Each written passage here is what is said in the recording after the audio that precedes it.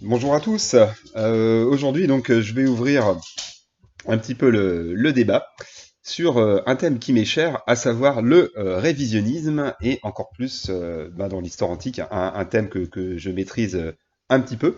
Alors, des années de fréquentation des réseaux sociaux et la rédaction de centaines d'articles sur Wikipédia m'ont amené à côtoyer de près les révisionnistes de tous bords.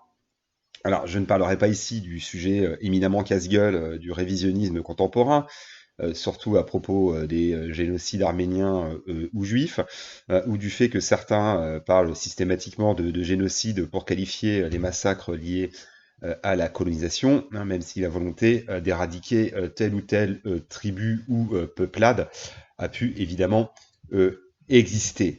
Donc je parle d'histoire antique, un sujet que je maîtrise peu ou prou, en tout cas qui m'intéresse.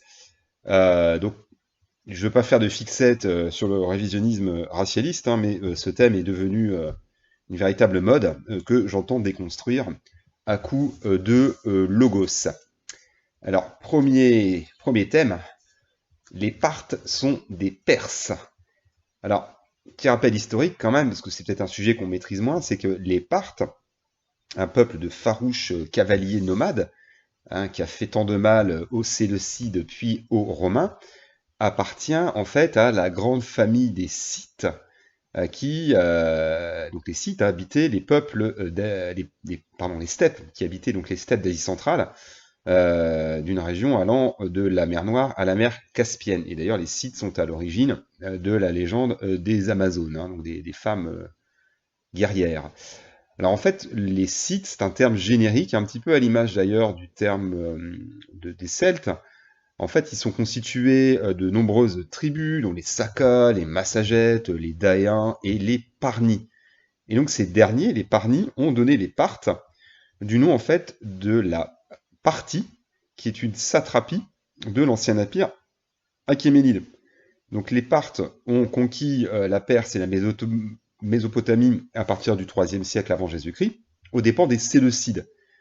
Donc certes, ils adoptent une langue iranienne, hein, qui coexiste avec d'autres langues, notamment l'araméen, l'akkadien ou le grec ancien, et ils adoptent aussi certaines coutumes perses.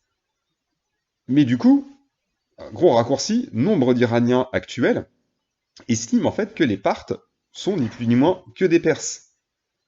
Alors, j'ai eu droit à un débat enflammé à ce sujet, en anglais s'il vous plaît, merci Google Trad, dans les commentaires YouTube. Donc à propos de la bataille de Carès, hein, qui a vu les Romains se faire écraser par les Parthes, on est là en 53 avant notre ère. Et donc des gens, sûrement d'origine iranienne vu leur pseudo, écrivaient sans honte les cavaliers perses, hein. En gros, c'est des boss, vive les cavaliers perses, au lieu de décrire des cavaliers parthes, en faisant allègrement l'amalgame. Ben, c'est un scandale. Oui, oui, il y a des choses graves qui se passent en ce moment. Heureusement que je suis là pour veiller.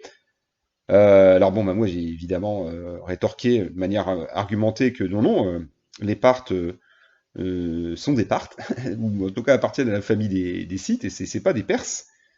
C'est un peu comme si on disait que les Francs étaient des Gallo-Romains parce qu'ils ont conquis leur territoire ou adopté leurs coutumes et leur langue.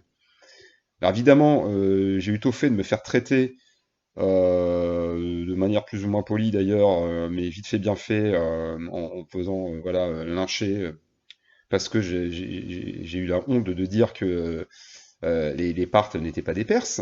Alors, il y a quand même quelques commentateurs qui m'ont remercié d'avoir tenté d'élever le débat, par-delà le profond sentiment nationaliste iranien, bon, que je respecte d'ailleurs, mais non, j'insiste, hein, les Parthes ne sont pas des Perses, hein, ce sont des Parthes, hein, ou alors ils appartiennent à la famille des Scythes. D'ailleurs, ils ont été évincés à partir du IIIe siècle par les Perses sassanides. Alors voilà pour ce sujet. Alors c'est vrai que c'est peut-être un petit peu confidentiel, mais en tout cas, les Iraniens sont chauds là-dessus sur les réseaux sociaux. On va monter crescendo.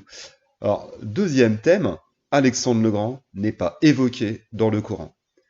Alors il y a une tradition historique qui remonte aux exégètes musulmans du Moyen Âge, qui identifie Alexandre le Grand, un personnage qui est appelé le Bicornu, donc qui est mentionné dans le Coran à la sourate 18, sourate surnommée celle de la caverne. Donc il est vu comme une sorte d'archange hein, qui a lutté contre les peuples barbares, appelés ici les Gog et les Magog, un terme d'ailleurs qu'on retrouve aussi dans l'Ancien Testament. Et historiquement, ces Gog et ces Magog seraient en fait les Scythes, justement, dont on vient de parler. Et en fait, le bicornu serait une allusion aux cornes de bouc, symbole de Zeus Ammon, donc la divinité syncrétique, hein, qui mêle des traits égyptiens et grecs, qu'Alexandre porte sur les monnaies à son effigie. Alors certes, d'autres interprétations sont possibles, même si elles sont plutôt minoritaires. Certains historiens ou exégètes estiment que le bicornu serait, pourquoi pas, Cyrus le Grand, fondateur de l'Empire perse achéménide. Mais là où ça vire au révisionnisme, c'est que des esprits peu éclairés considèrent par principe que c'est impossible que cela soit une allusion à Alexandre.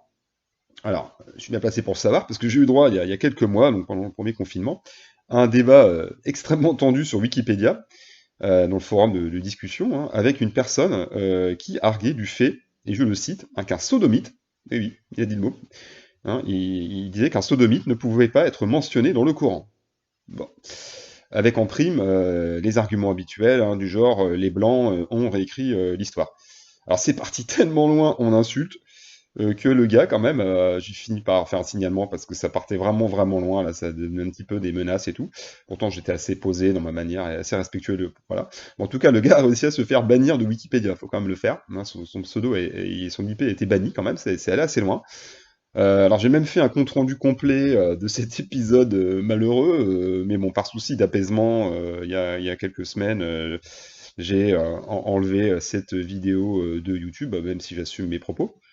Alors, certes, la prudence et le conditionnel restent de mise donc, au sujet de la présence supposée d'Alexandre dans le Coran, mais exclure par principe Alexandre du Coran, c'est du révisionnisme, hein, pour ne pas dire de l'obscurantisme. Alors, troisième thème, qui est là très, très à la mode en ce moment, c'est les anciens Égyptiens étaient noirs. Alors là, on touche du doigt un épineux problème, en plein dans le débat mémorial ou même racialiste du moment. Alors, certes, le sujet des origines des anciens Égyptiens reste ouvert au débat. C'est un sujet assez complexe, hein, et plusieurs théories cohabitent, avec comme question principale de savoir si les Égyptiens sont issus d'invasions extérieures ou sont issus de l'agrégation de peuples autochtones, la dernière proposition étant la plus probable. Donc il existe un relatif consensus donc à l'heure des recherches récentes, hein, des années 2000 à nos jours, hein, sur le fait que les Égyptiens antiques sont génétiquement apparentés au peuple du Levant, donc on dirait le Proche-Orient, et d'Anatolie du Néolithique, avec d'ailleurs une très forte stabilité génétique au long des siècles, malgré des apports extérieurs, notamment un peuple qu'on appelle les Hyksos, un peuple assez méconnu dont l'origine est incertaine, et aussi les peuples sémitiques. Donc certes, il a existé une dynastie nubienne, donc noire, hein, vers 700 avant notre ère, et donc avec des pharaons, quelques pharaons, on en a trouvé deux, probablement noirs, mais cela reste une exception. Alors cette appropriation, on pourrait dire racialiste, surfe sur la vague du kémitisme. Donc c'est un courant ésotérique afrocentriste qui est né donc en Afrique et qui s'est beaucoup développé aussi en Europe, aux États-Unis. Et donc le kémitisme met en avant l'héritage de l'Égypte antique. Bon, en soi, pourquoi pas. Alors, il provient du mot égyptien Kemet, hein, qui signifie littéralement terre noire, que les Égyptiens utilisaient parfois, et je dis bien parfois, pour désigner leur pays. En fait, il s'agit d'une allusion au limon noir déposé par les crues du Nil et qui fertilise les terres. Mais selon les tenants du kémitisme, ce terme fait référence à la couleur de peau des anciens Égyptiens, hein, qu'il faudrait traduire plutôt par terre des Noirs. Alors comme si un complot international des égyptologues voulait cacher que l'origine exacte des Égyptiens. D'ailleurs, sur les peintures murales, hein, dont on dispose encore, les Égyptiens antiques se représentent eux-mêmes d'une autre couleur que le noir qu'ils utilisent pour représenter les Nubiens, par exemple. Alors, quatrième et dernier thème, Cléopâtre ne doit pas être jouée par une blanche. Alors là, le débat porte sur Cléopâtre, la septième du nom, évidemment la plus connue, dernière reine d'Égypte, hein, de la dynastie Lagide, ou Ptolémée. Alors on est en plein dans la mode du moment, hein, qui entend réviser l'histoire au nom de la morale et de la bien-pensance. Alors certains, ou certaines, hein, en écriture inclusive, hein, se sont offusqués de voir une actrice israélienne, qui s'appelle Gal Gadot, ou Gadot, connue pour avoir interprété Wonder Woman. Alors elle est pressentie pour jouer le rôle de Cléopâtre dans un biopic hollywoodien. Alors le pire, c'est que le film, en fait, se veut féministe. C'est-à-dire que c'est une réalisatrice femme et une productrice scénariste femme aussi. Donc c'est pas vraiment faire honneur aux fameuses luttes intersectionnelles, hein, que de condamner de fait le choix d'une telle actrice.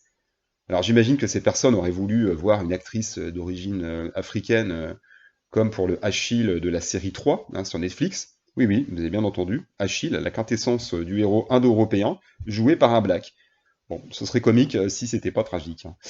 Alors, oui, certes, les origines de Cléopâtre ne sont pas clairement établies, sachant qu'on n'a jamais retrouvé sa momie d'ailleurs. Donc elle est la lointaine descendante, 200 ans après, hein, 300 ans après, pour être précis, 300 ans après, lointaine descendante de Ptolémée, un général d'Alexandre le Grand. Et en fait, c'est vrai que ces ancêtres de la dynastie Lagide ont des origines multiples. Donc parfois on a tendance, c'est vrai, à dire trop clairement, oui, elle est d'origine grecque. C'est un petit peu plus subtil, parce que certes, elle a des origines gréco-macédoniennes, mais aussi perses, faut pas l'oublier, parce que les Lagides se sont mariés avec des princesses séleucides, qui eux-mêmes étaient unies à des Perses, et peut-être même d'ailleurs, c'est vrai, indigène égyptienne, car son père aurait pu avoir pour favorite une prêtresse égyptienne. C'est-à-dire que sa mère, en fait, n'était pas la reine officielle, mais la favorite du roi, donc c'était une prêtresse égyptienne. Donc, mais en tout cas, ça fait pas d'elle une noire, hein, ça revient au thème numéro 3. Alors on les voit, hein, les esprits soumis à la doxa du moment, hein, qui voudraient faire de Cléopâtre une héroïne racisée face au patriarcat romain. Et oui, là aussi, il y a des luttes intersectionnelles. Donc voilà, pour ce tour d'horizon de ce mouvement de révision de l'histoire, hein, au nom du nationalisme ou de la morale ou de la religion, mouvement qui ne fait que s'accélérer, parce qu'il y a quand même, je veux dire, une certaine, on pourrait dire complaisance, voire même une complicité des médias. Alors, il faut le combattre avec humour et esprit, ne cédons pas à la haine et aux forces de la division. Voilà, je vous dis merci pour votre attention et à bientôt.